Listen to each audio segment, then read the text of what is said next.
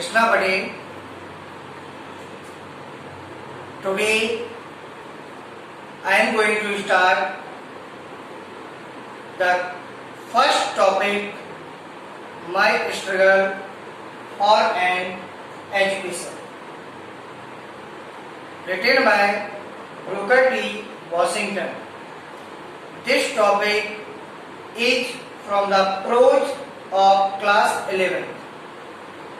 Class 11th का पहला chapter है माई स्ट्रगल फॉर एन एजुकेशन, जो कि ब्रूकर टी वॉशिंगटन के द्वारा लिखा गया है।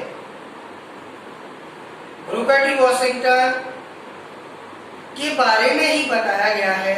आप हेडिंग से समझ सकते हैं, माई स्ट्रगल फॉर एन एजुकेशन, मेरा संघर्ष फॉर एन के लिए एन एजुकेशन, शिक्षा के प्रति या शिक्षा के लिए मेरा संघर्ष क्या है, कैसा रहा। लेखक ने अपने बारे में इस चैप्टर में पूरा बताया है।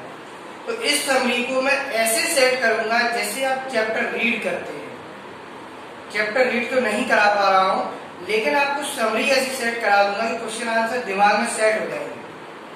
तो ये चैप्टर शुरू होता है लेखक के बचपन से। लेखक बचपन से ही एक कोल माइन, कोयले की खान में काम करता था। कोयले की खान में काम क्यों करता था? क्योंकि पारिवारिक स्थिति गंभीर थी, माँ बीमार थी, पिताजी थे नहीं। तो एक कोयले की खान में काम करते थे। तो एक दिन काम करते करते इन्होंने कुछ अश्वेत लोगों को एक बहुत अच्छे विद्यालय के बारे में बात करते हुए सुना कि वो इतने बड़ा चढ़ा के उस विद्यालय के बारे में बता रहे थे, वो अश्वेत लोग जो वहां काम कर रहे थे, कि इनको वो जगह जाना, बिल्कुल एक्साइटेड हो गए कि मुझे वहीं जाना है, वहीं पढ़ना है। इन्होंने अपनी आर्थिक स्थिति को नहीं देखा लेखक ने, और वहां जाने का दृढ़ निश्चय अपने दिमाग में बैठा लिया। तुरंत ही अपने घर गए, माँ से परमिशन मांगी। माँ ने कई बार मना कर दिया, लेकिन लेखक बार बार परमिशन मांगते रहे। तो माँ ने कहा हाफ हार्टेड, मतलब आधी अनुमति दे दी। जैसे ही लेखक को आधी अनुमति मिली, लेखक ने अपनी तैयारी करना शुरू कर दी वहां जाने के लिए। माँ क्यों मना कर रही थी, उसका कारण था बच्चों, क्योंकि एक तो आर्थिक स्थिति गंभीर थी, पैसे नहीं थे। दूसरी चीज, वो स्वयं बीमार थी। तीसरी चीज, वो जहां वो कई मीलों जाना चाहता था, 400-500 मील जाना चाहता था, उस जगह से वो लेखक अनजान था। हर व्यक्ति की माँ घबराती है कि हमारा बच्चा पहली बार जा रहा है, कुछ अनहोनी ना हो जाए। तो उनकी माँ ने इसलिए मना कर दिया।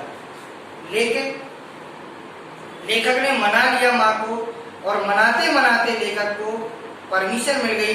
लेखक ने अपना एक बोरिया बिस्तर मांगा, कुछ फटे पुराने कपड़े रख लिए बैग में, और अपने भाई जॉन, उसका भाई था चचेरा कजन भाई, उससे कुछ पैसे ले लिए और निकल पड़े।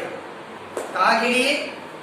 उनको जाना था एक जगह जिसका नाम था हैम्पटन। हैम्पटन उनको जाना था। यहाँ हैम्पटन में एक स्कूल था जिसका नाम था Hampton normal agricultural, Hampton normal and agricultural institute, Hampton normal and agricultural institute. इस विद्यालय में इनको हैम्पटन जाना था एडमिशन लेने, क्योंकि ये स्कूल के बारे में इनको बहुत बड़ा चढ़ा के सुनने को मिला था। ये चल लिए पैदल।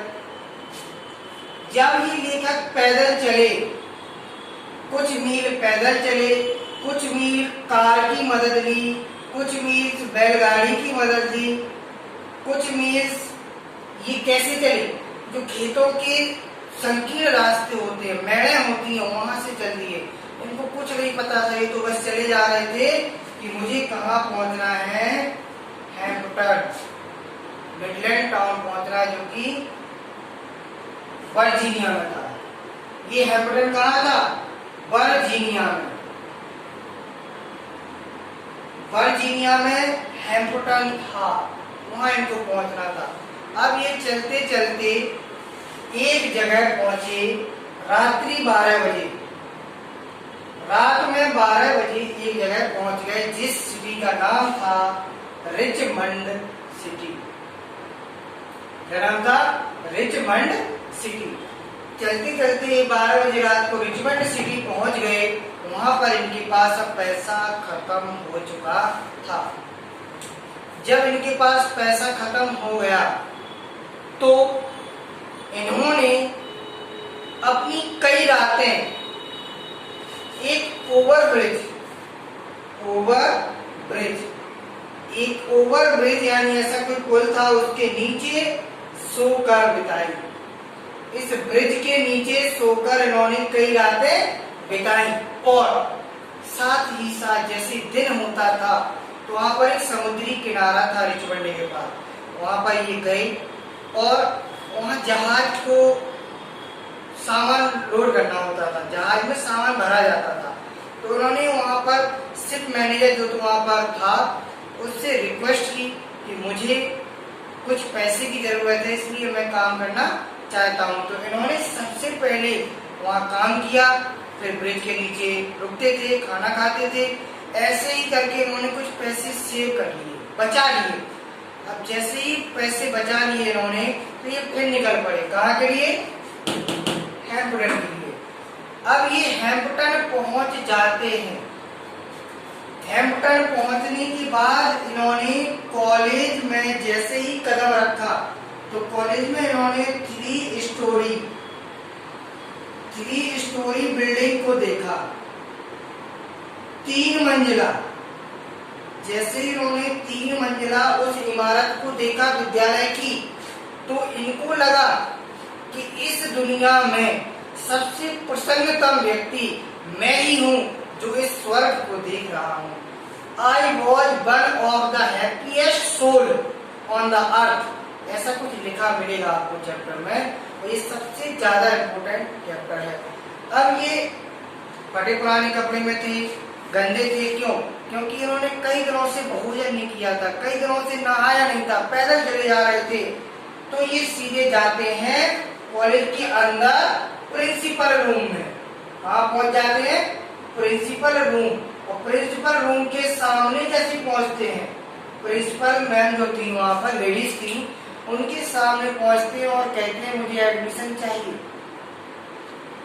तो उनकी प्रिंसिपल उनको नीचे से ऊपर तक देखती हैं। तो आपको पता ही है कि वो बिल्कुल गंदे दिख रहे थे, मतलब कई दिनों से नहाया नहीं था, भोजन नहीं किया था। तो प्रिंसिपल मैम ने पहले तो मना कर दिया। इन्होंने बार बार उनसे भी निवेदन किया कि मैम मुझे एडमिशन चाहिए और मुझे पढ़ना है। तो प्रिंसिपल मैम ने इनको एक टास्क दिया, टास्क यानी काम दे दिया। एक काम दे दिया कमरे की सफाई का। संगीत का एक कमरा था, संगीत कमरे की सफाई का उनको एक काम दे दिया। लेखक ने कहा इससे अच्छा मौका तो है नहीं। उसने अपने मन में सोचा the cleaning of the recitation room, the sweeping of the recitation यानी संगीत कक्ष। संगीत कक्ष की सफाई करना ही उसके जीवन का पहला क्या था? टेस्ट था, परीक्षा थी। वो गया कमरे में, उसने अच्छे से पूरे कमरे को साफ किया, 3-3, 4-4 बार रगड़ा दीवारों को, दीवार के नीचे ऐसे नीचे रगड़ा, दीवार के ऊपर रगड़ा। क्यों? क्योंकि जो अमेरिकन होते हैं, जो वहां पर हमेशा वो ऊपर और नीचे देखते हैं गंदगी आती। तो उन्होंने जैसे कर लिया लेखक ने, तो प्रिंसिपल मैम से कहा मैम आप आके देख लीजिए। प्रिंसिपल मैम ने जैसे ही देखा तो उन्होंने वही काम किया, नीचे ऊपर सब जगह देखा। तो उनको आप बेट सिंगल एक टुकड़ा भी नजर नहीं आया मिट्टी का। और लेखक से मतलब ब्रूकर टी वॉशिंगटन से कहा कि नाउ यू आर सिलेक्टेड, अब आप चुने जा चुके हो, आप पढ़ सकते हो। तो लेखक ने ये जीवन में संघर्ष करने के बाद पैदल चला, माँ बीमार थी। सबसे मेन क्वेश्चन इस चैप्टर का ये है, लेखक अपनी माँ को छोड़ते समय उदास क्यों था? लेखक अपनी माँ को छोड़ते समय उदास इसलिए था क्योंकि माँ बीमार थी और माँ को उसको कोई इच्छा नहीं थी, मतलब उसके दिमाग में ये चल रहा था कि मैं माँ को दोबारा देख पाऊंगा या नहीं। ये चैप्टर की पूरी समरी थी। ये चैप्टर मेरी लाइफ का सबसे इम्पोर्टेंट चैप्टर है। मैं इसको बहुत मानता हूँ इस चैप्टर को, कि इतना संघर्ष करने के लिए सिर्फ एक एडमिशन चाहिए था उसको। तो आप इसको अच्छे से याद कर लीजिए समरी को। इसके बाद हम आपको एक्सप्लेनेशन करवाएंगे, क्योंकि एक्सप्लेनेशन इंपॉर्टेंट होते हैं आपके लिए। तो इसके बाद क्वेश्चन आंसर। Thank you.